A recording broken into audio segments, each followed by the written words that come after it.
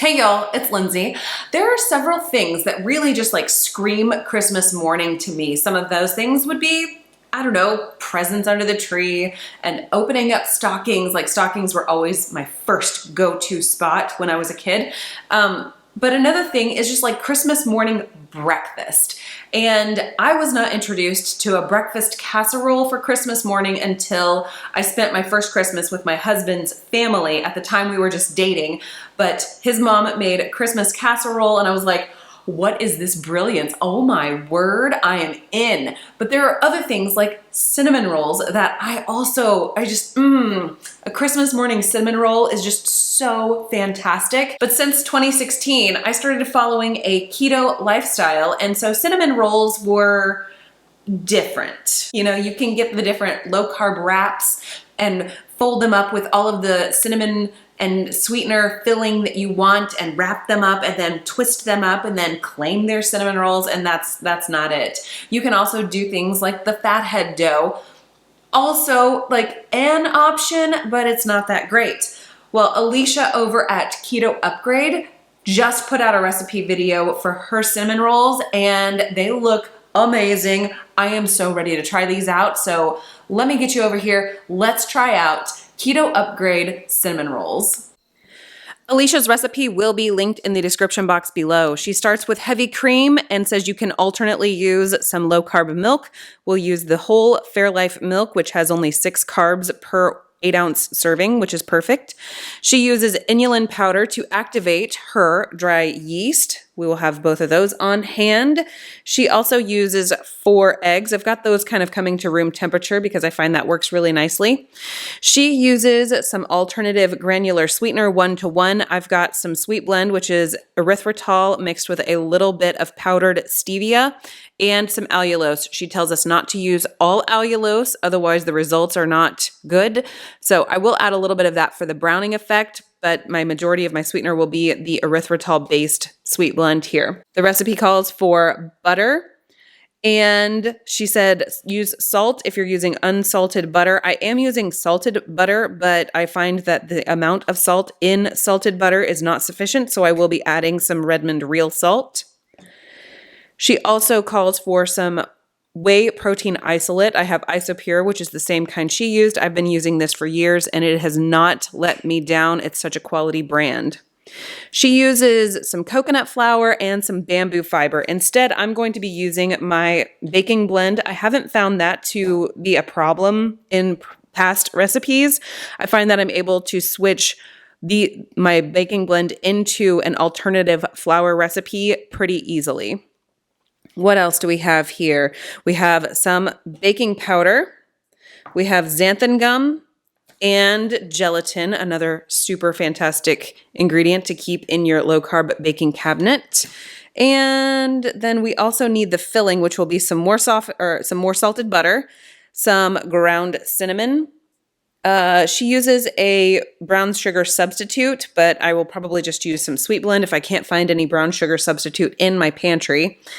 And she also uses some vanilla. I have my scale set to fluid ounces. This does have a milk and a water option here on the imperial measurements.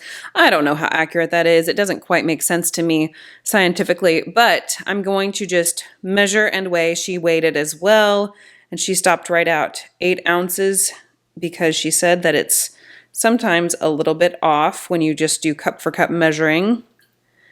And I would like to, there we go, 8 fluid ounces perhaps, and let's measure it across. Yep, 8 ounces of milk. We're gonna warm this up to 100 to 110 degrees Fahrenheit.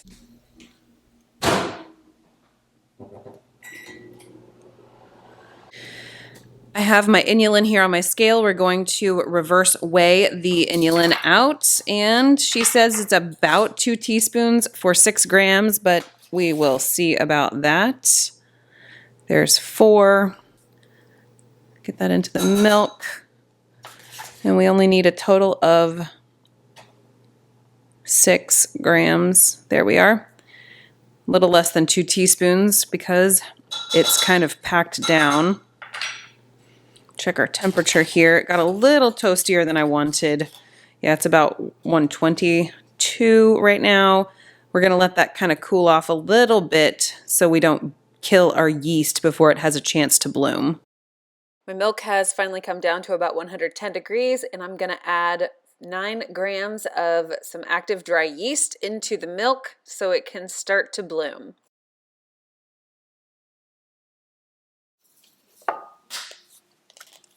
Now that our yeast is blooming, we are going to crack 4 eggs. And we are going to weigh out our sweetener. I am going to use a combination of allulose, approximately 2 tablespoons of allulose, and then the rest will be the erythritol sweet blend. I'm going to make this a total of 96 grams of sweetener.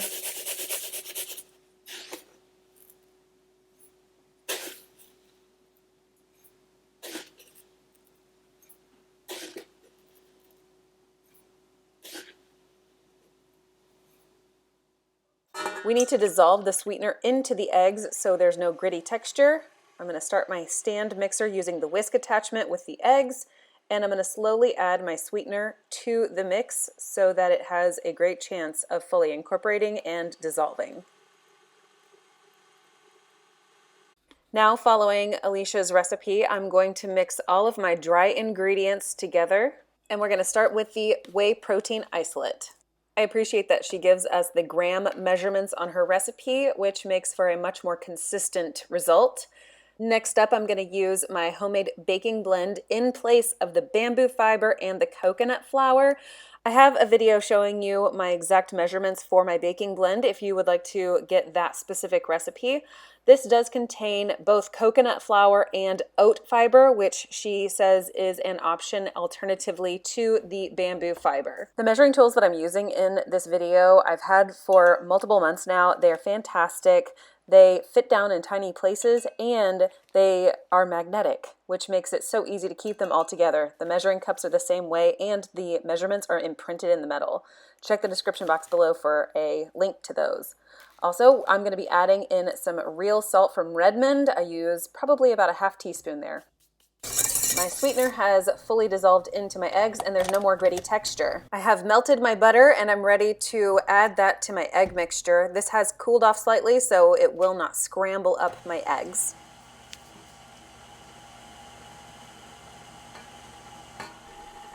Next up is adding our bloomed yeast. As you can see, the yeast has risen quite nicely. It is very active. That is an excellent sign. We're going to let that mix together. Here are the dry ingredients. They are ready to go into the mixer as well. I'm just going to go ahead and add all of it into my mixer bowl, and I'm going to slowly incorporate that so I don't wind up with a giant poof of dry ingredients. I'm going to crank up the speed and let this beat for probably 5 to 10 minutes. Here is the dough after beating it for a while. It is very gloppy and very sticky. Alicia recommends using the oil method or using flour to keep it from sticking to everything. I prefer the oil method, to be honest. I use it even whenever I'm making regular dough for my girls for pizza dough and things like that. This is an extremely sticky dough that really does require a lot of patience, and just know that you're going to have to wash your hands really well after working with this.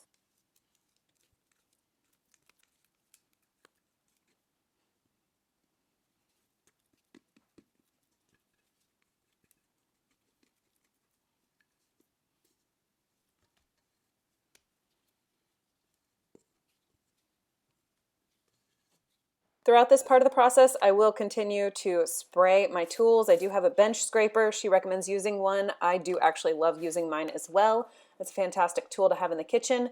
I want to kind of press my dough into the shape I want. She was able to roll hers, but that was because of a difference in a specific ingredient. You can go watch her video to figure out why hers rolled out pretty well.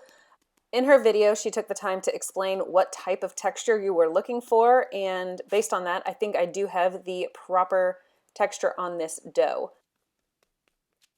I'm working to get my dough about an even thickness, taking off little bits here and there to try to square it up and fill in some of those holes or gaping areas where there's a little bit less dough.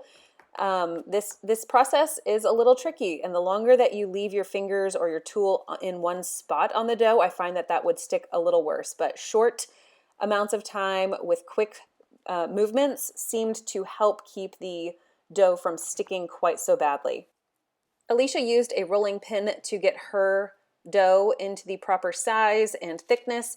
I find that using the bench scraper with the stickiness of this dough really seemed to work well for me, kind of like you were going through and mudding walls, putting drywall compound onto walls and scraping it down. That seems to work out a little bit better for me, so that is the technique that I'm using. Figure out what works well for you and go with it. To get a pan prepared with some parchment and a little bit of spray oil in there so they don't stick to the bottom. Here is my filling. It is melty butter, some cinnamon. I did use Sweet Blend because I didn't find any brown sweetener in my pantry, and then also some vanilla.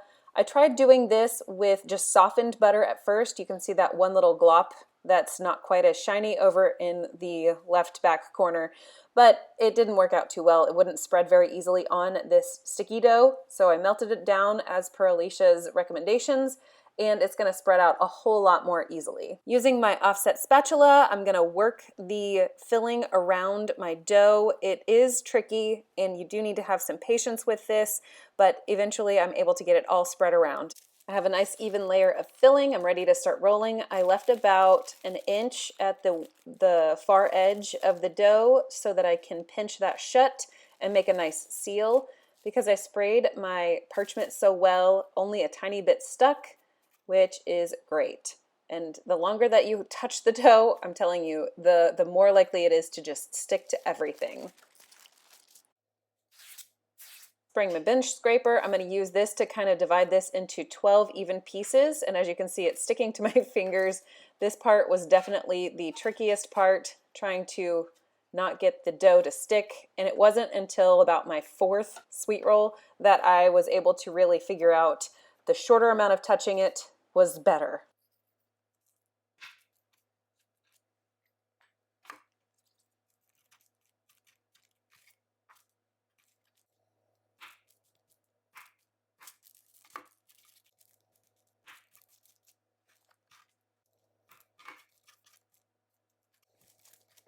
Here is what my cinnamon rolls look like before they get proofed. They're a little bit wonky, but the more that I touched them, the stickier they got. I was trying to not have them totally stuck to my hands. I will cover them up with a little bit of plastic wrap and pop them into my oven to proof until they are double in size. I still have about 11 minutes left on my proofing timer, but my rolls here seem to be doubled up in size, and I don't want to overproof them. So we will pull those out and we will preheat the oven to 375, pop them in, let them cook for 10 minutes on one side, and then rotate them around after that so they can bake for another 10 minutes.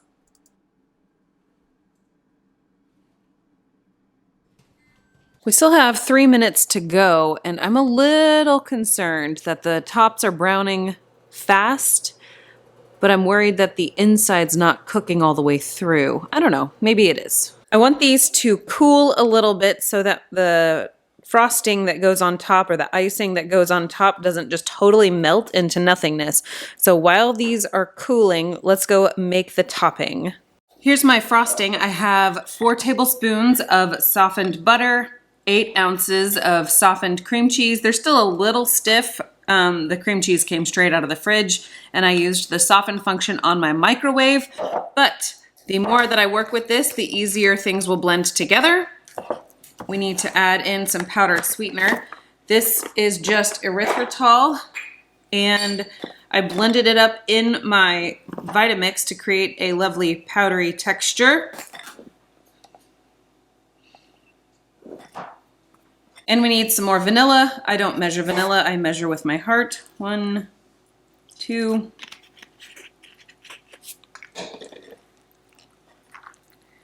And now we work it into a bit of a frosting.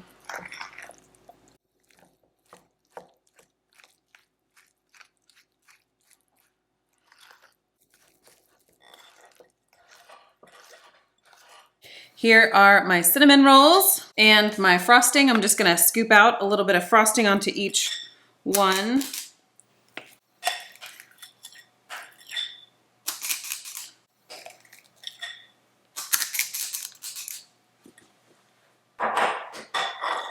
Now we can spread it around.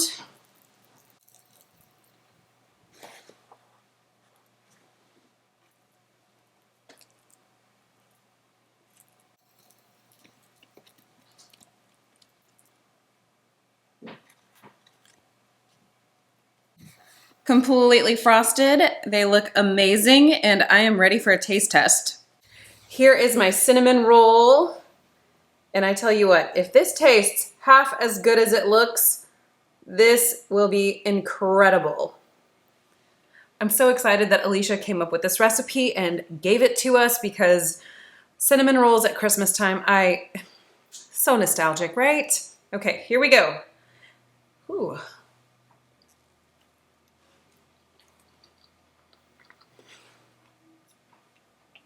That's the business right there. Wow. It's not overly sweet. It does have that bread sort of texture, a bready chew. You get the yeastiness of it all. Tons of tiny little bubbles in there. Really incredible stuff. This recipe was a bit of a labor of love, but I tell you what, for a Christmas morning breakfast, this is amazing and well worth the effort.